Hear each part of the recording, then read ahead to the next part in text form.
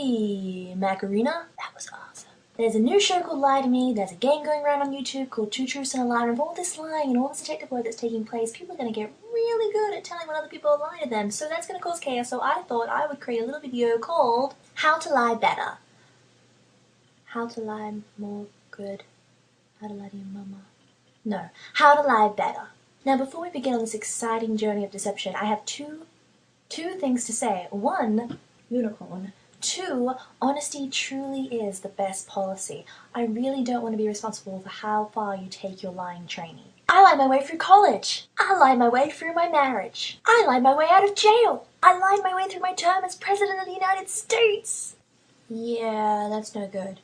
Yes, honesty is golden, but most of the time, when telling the truth, there are those pesky things called feelings involved. Feelings honestly ruin everything. You could be a best friend, a wife, or a husband, or a certified professional, and the truth is that no matter what you said, no matter if it was fact, no matter if they actually knew that it was the truth, the fact is that if you said, "You're fat, you have no talent, you're a really mean, shallow person, you're a little bit of a lesbian," they may pretend to accept it, they may pretend to even thank you, but later down the line, no matter if it's next week, the next day, the next year, they will stop and bitch about the person who told them the truth about themselves that they did not want to face. They will. So, in this case, lying is always better, because it keeps everybody happy, it keeps the world turning its horrible, horrible way. And why is it going anti-clockwise? That is, whoa, things are definitely off. So how does one lie to save one's face? I'm here to tell you.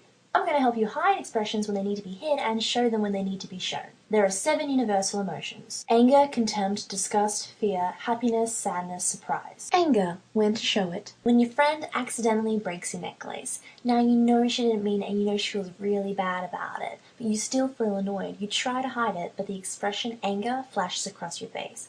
Now your friend might not have consciously realized what she had seen, but she may start to act differently. She may start to get quiet, defensive, or she may ask the dreaded question, "Are you mad at me?" So conquer those angry feelings by smiling and crinkling your eyes. Don't stress about it, I can get it fixed. Maybe you can chip in for it. You'll look like a saint, your friend will be so grateful that you're calm, and if she does it again, well, forget her, because she's... When to show it. When you're being accused of something.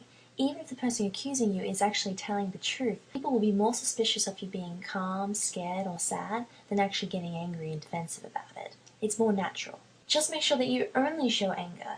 If you do any other things with your body, like stepping back and shrugging your shoulders, or looking straight at them and repeating the question, "Did you steal the milk?" "No, I did not steal the milk," that's going to make you look like a liar. Don't steal the bloody milk in the first place.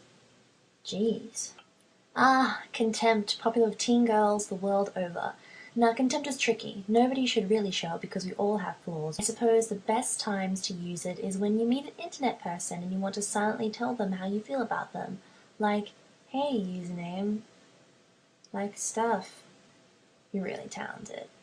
But if you happen to give your boss this look, they'll probably notice that you're not being sincere and that you probably wish for them to get hit by lightning. Disgust. Hide it when your boyfriend's mom makes really gross cold spinach quiche, or your 6th grade classmate holds up a really ugly picture proudly, or when someone's breath stinks. Why? Once again, to stop people's feelings from getting hurt. People are pretty receptive, you know. And the only reason I can think of to show disgust purposefully is if you're some kind of serial killer and you're being shown the pictures for the first time and you're trying to hide that you're the serial killer.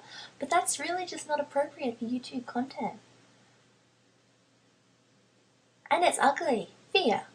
If you're morbidly afraid of dogs, and the guy you like happens to really, really love dogs, then don't show fear. Or, if the cops come to your door, and you know you did something wrong, flash them a second of fear. We'll go into the subconscious. Oh, this person looks guilty. Yeah, don't do that, don't do that, don't do that. Okay, I failed at fear. If you have any suggestions of when to hide fear and when to show fear, please put them in the comment below and make a video response, because I have no idea when it is an appropriate time to show it, other than if you want to just look silly.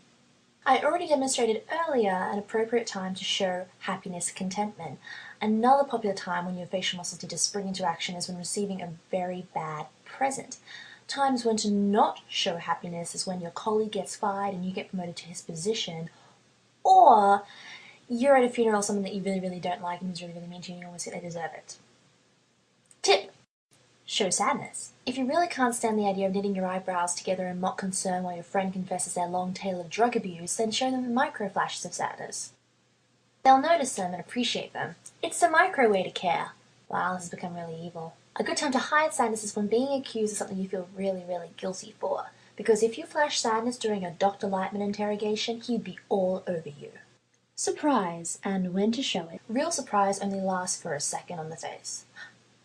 That's real surprise. The one thing that brings a mood way down at a surprise party is that when the guests perceive that the one to be surprised is faking their surprisement. So don't go all wide-eyed and wow for ages because no one's going to buy it. Instead, show flashes of surprisement. Bam, balloons. A good time to hide surprisement is when somebody guesses that you're throwing them a surprise party. If they see you flash surprisement, they'll know right away. And then you'll ruin it for everybody because of your face. Because of your stupid face. So, I hope you learned something. All I know is that I don't know how these people do it because my face hurts. Happy lie detecting and deceiving.